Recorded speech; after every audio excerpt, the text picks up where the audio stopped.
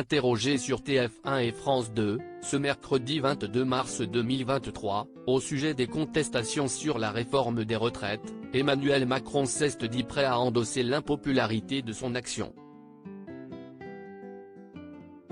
Emmanuel Macron n'a que faire d'être populaire, si est du moins ce qu'il assure.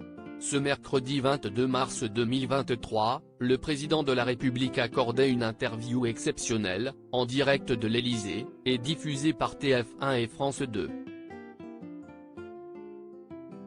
Interrogé par Marie-Sophie Lacaro et Juliane Bugier, il s'exprimait évidemment au sujet de la réforme des retraites, adoptée par le Parlement, ce lundi, grâce à l'activation de l'article 49. 3.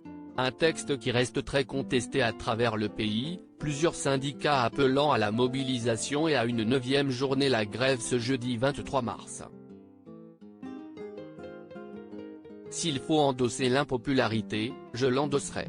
Face au duo de journalistes, le chef du gouvernement a, de nouveau, défendu la nécessité politique de sa réforme, malgré le rejet d'une partie des Français, qui l'ont pourtant réélu il y a moins d'un an. Il a même assuré ne pas craindre de voir sa propre cote de popularité dégringoler dans les semaines à venir. Nous devons avancer, parce que si est l'intérêt supérieur de la nation. Et je vous le dis en responsabilité.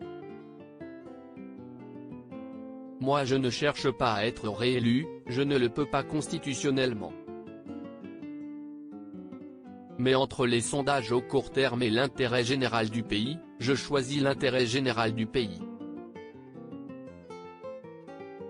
Et s'il faut, derrière, endosser l'impopularité aujourd'hui, je l'endosserai, a assumé avec aplomb Emmanuel Macron.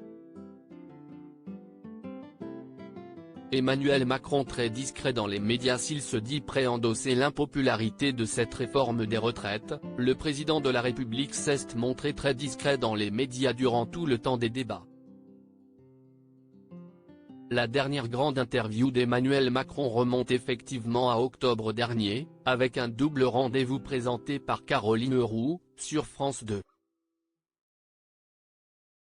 Il avait ensuite participé à de plus petits entretiens, avec TF1 depuis les États-Unis et dans les rencontres du Popotin, laissant plutôt à sa première ministre la charge de faire la tournée des plateaux de télévision et de radio.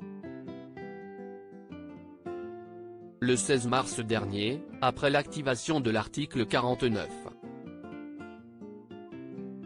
3. Si effectivement Elisabeth Borne qui s'était rendue dans le journal de 20h sur la Une, pour répondre aux questions de Gilles Boulot. À lire aussi intervenir dans le 13h plutôt que le 20h, comment Emmanuel Macron justifie en privé un choix critiqué.